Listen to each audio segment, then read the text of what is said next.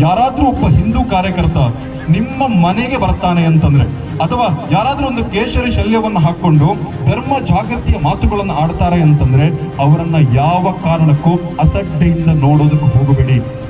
ಒಂದು ನೆನಪಿಟ್ಟುಕೊಳ್ಳಿ, ಹಿಂದೂ ಸಮಾಜದ ಮೇಲೆ ನಡೆಯುವಂತ ವಿಧ್ವಂಸಕದ ಕೃತ್ಯಕ್ಕೆ ತಡೆಗೋಡೆಯಾಗಿ ನಿಂತುಕೊಂಡಿರುವವರೇ ಕೇಸರಿ ಶಾಲ್ ಹಾಕಿರುವಂತ ಕಾರ್ಯಕರ್ತರುಗಳು.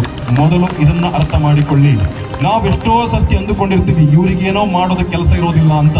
ಮಾಡೋದಕ್ಕೆ ಕೆಲಸ ಇಲ್ಲದೆ ಮಾಡಿರೋದಲ್ಲ, ಕೆಲಸವನ್ನ ಬಿಟ್ಟು ಹಿಂದೂ ಸಮಾಜದ ಮೇಲೆ ನಡೆಯುತ್ತಿರುವಂತಹ ಲವ್ ಜಿಹಾದ್, ಮತಾಂತರ, ಗೋಹತ್ಯೆ, ಇನ್ಯಾವುದೋ ವಿಧ್ವಂಸಕ ಕೃತ್ಯಗಳನ್ನ ತಡಿಬೇಕು ಅಂತ ತಡೆಗೋಡಿ ಹಾಗೆ ನಿಂತುಕೊಂಡಿರ್ತಾರೆ. ಹೆಂಗ ನಿಂತಿರ್ತಾರೆ ಅಂತ ಕೇಳಿದ್ರೆ, ಸಮಾಜಕ್ಕಾಗಿ ಪ್ರಾಣವನ್ನು ಕೊಡೋದಕ್ಕೆ ಸಿದ್ಧ ಅನ್ನುವ ರೀತಿಯಲ್ಲಿ ನಿಂತುಕೊಂಡಿರ್ತಾರೆ. ಎಷ್ಟೋ ಸರ್ತಿ ಹಿಂದೂ ಕಾರ್ಯಕರ್ತರುಗಳ ಸಾವಾದಾಗ ನಾವು ಮನೆ ಬೆಚ್ಚಗೆ ಮಲಗಿರ್ತೀವಿ.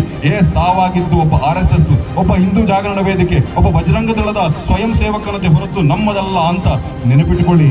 ಮೊದಲ ಟಾರ್ಗೆಟ್ ಕಾರ್ಯಕರ್ತರುಗಳಾದ್ರೆ ಸೆಕೆಂಡ್ ಟಾರ್ಗೆಟ್ ಇಡೀ ಹಿಂದೂ ಸಮುದಾಯ.